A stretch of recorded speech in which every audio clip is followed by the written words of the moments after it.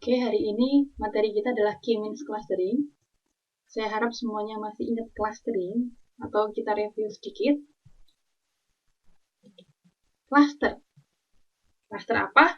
Cluster adalah sekumpulan objek yang mirip dengan objek atau anggota dalam satu grup dan tidak mirip dengan objek grup lain. Kalau satu grup dia mirip, kalau beda grup dia tidak mirip. Itu adalah cluster. Kalau clustering sendiri apa? Clustering adalah proses mengklasterkan. Proses untuk membuat cluster. Apa itu? Mengelompokkan objek-objek tertentu ke dalam grup-grup berdasarkan kemiripan dengan kriteria tertentu. Kita pengen mengelompokkan objek ke dalam grup berdasarkan kemiripannya. Yang mirip jadi satu cluster, yang beda berarti beda cluster. Seperti itu. Misalnya kita punya contoh. Nih, bangun ada yang segi 4, sudutnya 4, kemudian ada yang tanpa sudut, ada yang merah, ada yang biru. Mau di clustering nih. Nah, berdasarkan ciri-cirinya. Oke, kalau kita lihat warnanya, dia akan menjadi cluster merah dan cluster biru. Kemudian bisa juga diklasterkan berdasarkan bentuknya. Ada yang apa? Yang bersudut 4 sama yang tanpa sudut. Seperti itu. Atau kasus lain lagi, berdasarkan jarak. Ketika jaraknya dekat, dia jadi satu cluster. Kalau jauh, berarti clusternya lain. Seperti itu. Misalnya di gambar ini menjadi 3 cluster. Nah, beda clustering sama klasifikasi. Sekilas saya ulas lagi, bahwa klasifikasi adalah supervised learning. Kalau clustering adalah unsupervised. Kenapa disebut supervised unsupervised? Intinya adalah klasifikasi punya label, kalau clustering tidak punya label. Atau prosesnya tidak menggunakan label. Kemudian, di klasifikasi, kita mengevaluasinya pakai error ratio. Nah, errornya berapa nih? Atau gampangnya kebalikannya error, kita bisa pakai seperti akurasi. Kalau clustering tidak bisa seperti itu, dia bisa pakai variance. Ingat, dia tidak punya label dalam prosesnya. Makanya pakai variance. Variance itu apa? Ukuran ketersebaran. Variance, temannya standar deviasi. Saya harap semuanya ingat ya. Kemudian aplikasi cluster analisis untuk apa aja? Nah, bisa untuk pengenalan pola. Kemudian spatial data analisis. Untuk apa? Cluster spasial, seperti land use. Identifikasi area yang digunakan untuk hal yang sama. Misalnya ini ada data remote sensing, biasanya spatial data analysis. Dia ada remote sensing, misalnya ini area sebenarnya misalnya perairan atau daratan pun beda-beda. Apakah dia adalah hutan, ataukah dia pemukiman, ataukah dia jalan, atau kalau ada namanya danau dan sebagainya, itu semuanya beda. Nah, near infrarednya nilainya akan berbeda. Kamu akan belajar ini di GIS sebenarnya. Kemudian berikutnya untuk pemrosesan gambar. Bisa juga untuk internet, misalnya untuk mengklasterkan berita atau hasil pencarian. Kemudian bisa juga untuk mengklasterkan apa? Weblog. Ini sebenarnya temanya tentang apa? Berapa klaster? Seperti itu. Kemudian untuk marketing, membantu pihak pemasaran untuk menentukan grup khusus dan membuat program khusus untuk grup ini. Nah, kemudian untuk asuransi misalnya, identifikasi grup yang punya apa? Tingkat klaim yang tinggi. Di cluster nih, yang ada tinggi, rendah, sedang, sebagainya. Yang tinggi-tinggi, oh ini kayak apa nih? Ternyata ini yang tinggi nih, grup-grupnya nih. Baru dilihat ke dalam, dicek-cek, nanti mau diapain ini yang klaimnya tinggi. Kalau sifat-sifatnya kayak gini, mungkin aplikasi asuransinya nggak diterima atau seperti apa misalnya. Kemudian tata kota, misalnya identifikasi rumah-rumah berdasarkan tipe, harga, dan lokasi. Nah, kemudian evaluasi klaster yang berkualitas. Nah, kemarin tadi kan kita ngomongin ya, kalau evaluasi klaster pakai variance. Nah, bahwa klaster yang berkualitas itu yang kayak apa? Bahwa metode yang bagus akan menghasilkan intra-cluster similarity yang tinggi. Intra-cluster. Di dalam cluster yang sama, similaritasnya tinggi. Nah, berarti anggota di dalam cluster yang sama itu mirip. Kalau diukur pakai jarak, berarti antara objek-objek itu semakin dekat. Semakin dekat, semakin baik. Kemudian, cluster yang berkualitas juga low intercluster similarity. Intercluster, antar cluster similaritasnya rendah. Bahwa anggota di cluster yang lain jauh berbeda. Jadi, kalau cluster 1 sama cluster 2 harapannya sifat-sifat di cluster 1 dan sifat-sifat di cluster 2 itu berbeda atau ciri-cirinya berbeda. Seperti itu.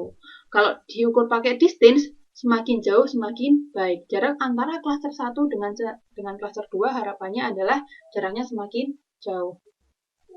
Kemudian kualitas cluster bergantung kepada ukuran kemiripan yang digunakan oleh metode clustering. Gantung ukuran kemiripannya. Kemudian kualitas juga ditentukan sejauh mana clustering dapat menemukan pola tersembunyi. Bisa nggak nemu-nemu yang tersembunyi seperti itu. Nah, kemarin kita overview sebentar metode clustering. Clustering adalah penggunaan teknik unsupervised untuk mengelompokkan objek yang sama. Nah, clustering itu sebenarnya ada beberapa metode. Ada metode partisi, hierarki, densitas, sama metode grid. Sebentar ya, overview metode clustering. Kalau untuk metode partisi, biasanya contohnya seperti K-means, K-medoid, sebenarnya ada banyak. Ini contohnya K-means dan K-medoid. Nah, partisi itu gimana? Mencari cluster eksklusif dengan bentuk bulat atau membulat. Nah, sifatnya dia adalah menggunakan jarak. Kemudian dia memanfaatkan min atau median sebagai sentroidnya, pusatnya. Pusatnya adalah berupa min atau median, rata-rata atau nilai tengah. Dia biasanya efektif untuk dataset berukuran kecil hingga sedang. Kalau terlalu banyak, datanya terlalu besar, biasanya dia akan lemot. Kenapa? Karena dia harus menghitung semua jarak antar titiknya.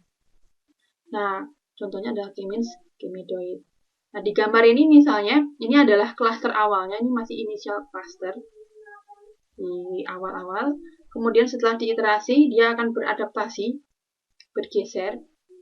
Kemudian ini adalah hasil final clusternya. Tanda plus di sini adalah pusat clusternya. Semakin beriterasi, dia akan semakin adaptasi, juga termasuk sentroidnya juga akan bergeser. Seperti itu.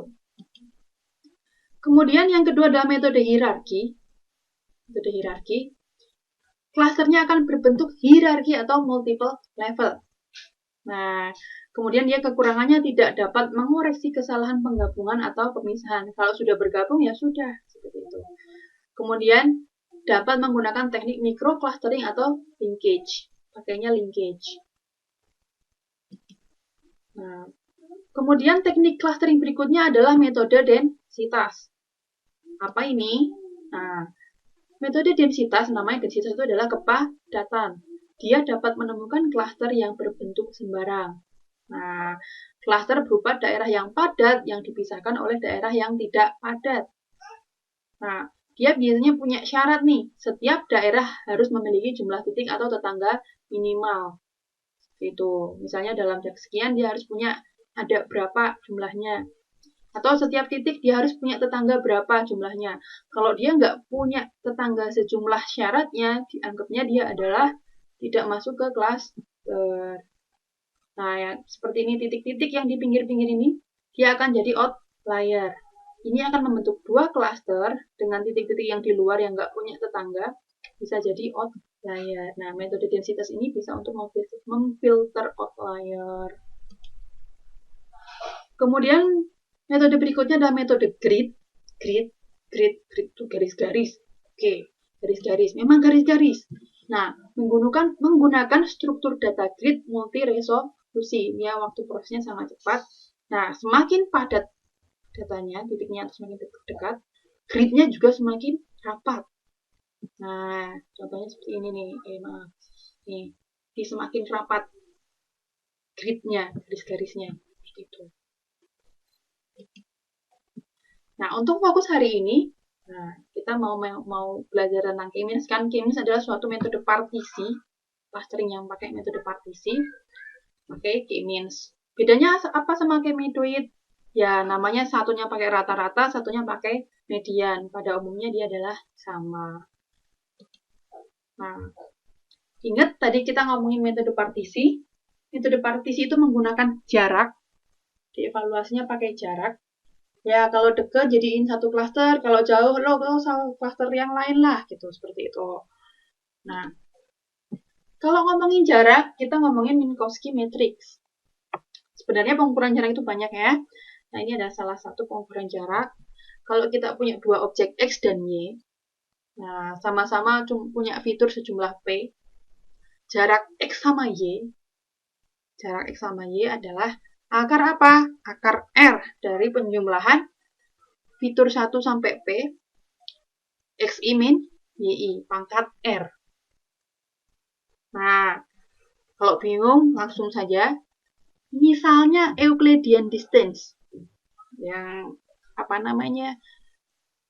teorema Pythagoras, itu Euclidean distance, R-nya sama dengan 2. Nah, XI min YI kuadrat dijumlahkan terus diakar.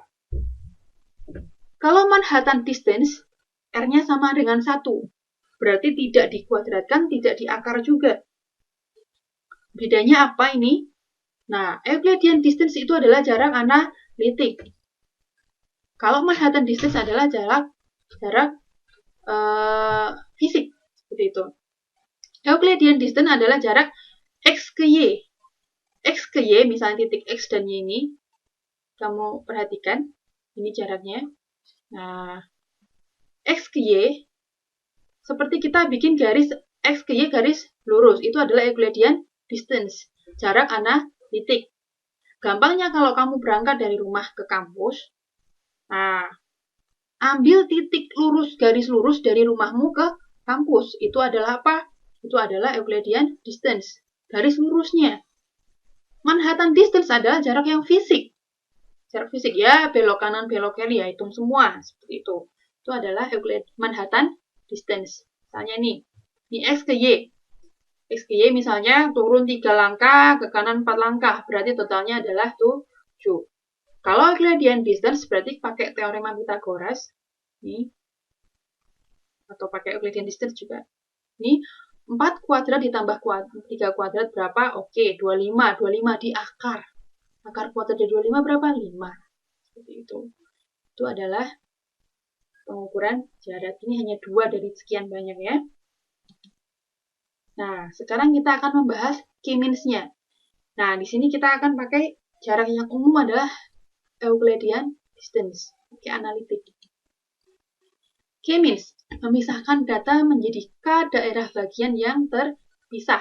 K-nya ini adalah K daerah. K daerah minus rata-rata. Bahwa setiap data masuk ke dalam klaster tertentu. Mau outlier mau bukan, dia tetap masuk ke dalam suatu klaster. Nah, algoritmanya yang pertama adalah tentukan jumlah K. Sebenarnya mau dibagi ke dalam berapa klaster sih? Yang kedua adalah buat sentroid atau pusat klaster. Ketika kita mau bikin klaster sejumlah K, berarti kita bikin sentroid juga sejumlah K secara random. Random ini gimana? Apakah bisa di-generate? Boleh. Apakah bisa ngambil dari data tersebut? Boleh. Random. Jadi bisa ngambil dari data, datanya diambil lah. Misalnya K sama dengan 3. Mau saya bagi jadi 3 klaster nih. Oke. Nah, misal sentroidnya mau diambil, ambillah 3 data sembarangan dulu untuk inisiasi, boleh. Atau mau di-generate, boleh. Nah, banyak caranya, banyak tekniknya, ini sebenarnya macam-macam. Tapi intinya yang gampang aja, yang dasar seperti itu, random. Kemudian, hitung jarak setiap data ke setiap sentroid. Nah, tadi kita udah punya sejumlah K pusatnya ada sejumlah K. Nah, setiap data, setiap objek nih, hitung jaraknya, semuanya ke setiap pusat. Kalau dalam kasus ini kita tadi pakai apa? Euclidean distance. Kemudian, kelompokkan data ke dalam sentroid terdekat. Nah, misalnya, anggota 1 dekatnya ke klaster 1, anggota 2 dekatnya ke klaster 3, anggota 3 dekatnya ke klaster 2, dan seterusnya. Nanti sudah mengelompok ke klasternya masing-masing. Nah, kemudian Hitung sentroid baru dengan menghitung rata-rata dari data dalam klaster yang sama. Cari rata-rata koordinatnya dari apa? Data-data yang sudah berkumpul ke dalam klaster-klaster. Misalnya klaster 1, rata-ratanya berapa? Jadiin pusat yang baru. Klaster 2, rata-ratanya berapa koordinatnya? Itu jadi pusat yang kedua, dan seterusnya. Nah, kemudian kalau sentroid yang baru tadi, yang hasil rata-rata, minus nih rata-rata ini, minus rata-rata. Kalau medoid berarti cari median ya. Ini K-minus karena minus berarti rata-rata. Nah, kalau hasil sentroidnya itu berbeda dengan inisiasinya tadi yang pertama, berarti apa? Berarti kita ulang atau iterasi kembali ke langkah 3, hitung jarak lagi. Setiap data ke sentroid yang baru. Begitu seterusnya. Nah, gradient distance masih ingat ya? Kuadrat gitu. Atau teorema Pythagoras. Nah, sekarang contoh dan penyelesaian. Misalnya saya punya data. Data saya ada 4 record. Sampel 1, sampel 2, sampel 3, sampel 4. Oke, ada 4 sampel. Variabelnya 2, A sama B. Nah, mau di clustering pakai K-means. K-nya sama dengan 2. K-nya 2, misalnya K-nya 2 ya. Nah, langkah pertama tadi apa? Tentukan jumlah K. Karena soalnya 2, oke. K-nya 2. K sama dengan 2. Kemudian ambil sentroid secara random. Karena random, anggaplah saya ambil dari data ini. Misalnya, baris pertama saya jadiin sentroid 1. Baris kedua saya jadikan sentroid 2. Nah, langkah ketiga adalah hitung jarak ke setiap sentroid. Maksudnya apa? Kita ambil sentroid 1, sentroid 2 sebagai pusatnya. Sentroid 1, sentroid 2. Sentroid 1-nya 44, sentroid 2-nya 01 ya. Kemudian hitung misalnya 44 ke 44 berapa? Nah, nih jarak antara record pertama dengan sentroid 1. Record kedua 01 ke 44 atau sentroid 1. Record ketiga dengan sentroid 1, record keempat dengan sentroid 1. Kemudian di sentroid 2 juga seperti itu. Hitung jarak apa? Antara record pertama dengan sentroid 2. Kemudian apa? Record kedua dengan sentroid 2 dan seterusnya. Pakai Euclidean distance. Nah, setelah itu apa langkah berikutnya? Nih, anggaplah celing udah saya hitung ya pakai Euclidean distance. Bisa dicek lagi juga boleh. Ini hasilnya. Bahwa ternyata 44 ke 44 jaraknya adalah 0. 44 ke sentroid 201 ini jaraknya adalah 5. Record kedua 01. 01 ke 44 jaraknya 5. Record kedua ini 01 ke sentroid 2 jaraknya adalah 0. Dan seterusnya. Nah, setelah selesai menghitung jarak, kelompokkan data ke dalam sentroid yang terdekat. Nah, berarti yang dekat jadi anggota klaster yang sama. Klasternya siapa? Sentroidnya tadi. Nah, misal nih, datanya kita ambil 0 sama 5 lebih dekat mana? 0. 5 sama 0 jaraknya lebih dekat mana? 0. 36 sama 2 lebih kecil lah, lebih dekat yang 2. 1 sama 5,6 lebih dekat yang mana? 1. Oke, berarti ini 0 ada di sentroid 1. Berarti data 44 masuk ke sentroid 1. Yang kedua, 50 nih, lebih ke sentroid 2. Berarti record kedua 01 ini masuk ke sentroid 2 atau cluster ke-2. Kemudian record yang ketiga, karena lebih dekat ke sentroid 2, makanya record 21 ini masuk ke cluster ke-2. Kemudian record yang keempat, dia lebih dekat ke sentroid 1. Oke, berarti dia akan masuk ke cluster 1. Terus apa? Terus cari sentroid baru. Dengan apa? Cari rata-rata dari klaster yang sama. Nah, klaster yang sama, misalnya nih, 1-1. Yang klasternya 1 siapa aja? 44 sama 45. Oke, rata-ratanya berapa? Nah, klaster 1, ini sentroid 1, cari rata-ratanya 44 sama 5. Rata-ratanya 4 tambah 4 bagi 2. 4. 4 sama 5 berapa? Ditambah 9. Bagi 2 berapa? 4 setengah. Sentroid 2. Nih, rata-rata anggota klaster 2. 01 sama 21. 01 dan 21. Oke. 0 sama 2, 2. Bagi 2. Karena anggotanya 2 kan? 1. 1 tambah 1, 2. Anggotanya berapa? 2. Berarti rata-ratanya adalah 1. Berarti sentroid yang baru adalah sentroid yang pertama update, pusatnya ada 4 sama 4 setengah. Sentroid kedua dari 01 menjadi 1, 1. Langkah berikutnya adalah cek apakah sentroid baru dan lamanya sama enggak. Nah, di sini kita tahu bahwa yang lama adalah sentroid 1-nya 44, sentroid 2-nya 01. Sementara yang baru, sentroid 1-nya adalah 4 sama 4 setengah, sentroid 2-nya adalah 1, 1. Beda ya, karena beda berarti kembali ke langkah 3. Kita akan masuk iterasi berikutnya. Iterasi berikutnya. Hitung jarak ke setiap sentroid. Sentroid baru ya. Nah, datanya ini ke sentroid yang baru 4 setengah sama 1, 1. Sama pakai Euclidean distance. Hitung. Cling, sudah dapat hasilnya.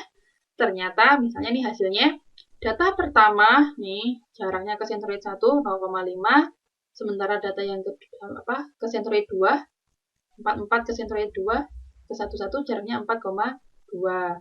01 ke 44 setengah 5,3. 01 ke 11 jaraknya adalah 1 dan seterusnya.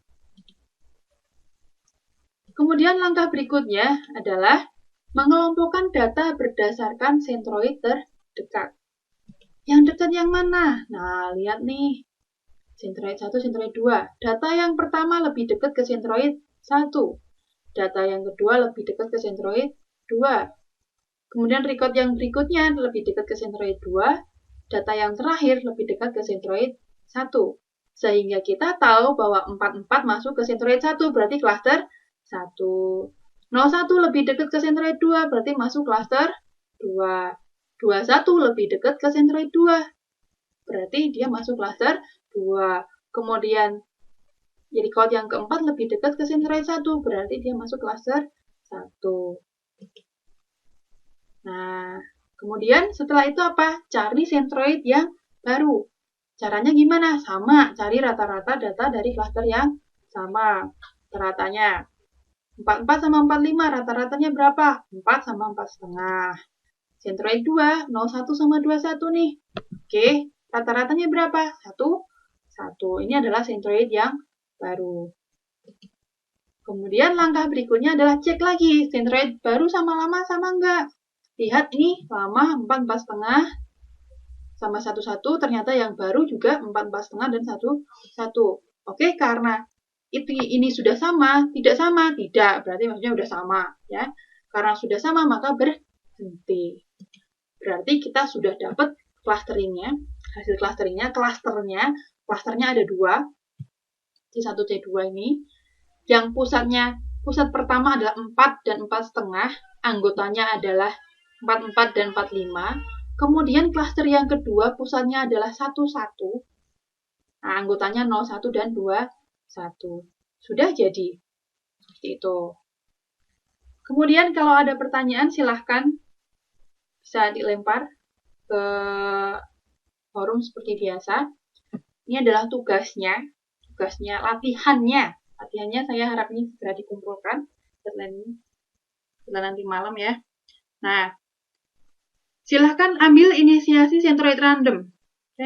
Mau baris keberapa aja boleh. Silahkan. Ini ada 5 baris. Silahkan diklaster menjadi 2 klaster. K- dengan K sama dengan 2. Oke, cukup sekian kuliah hari ini. Semoga bermanfaat. Semoga lancar ya. Selamat pagi.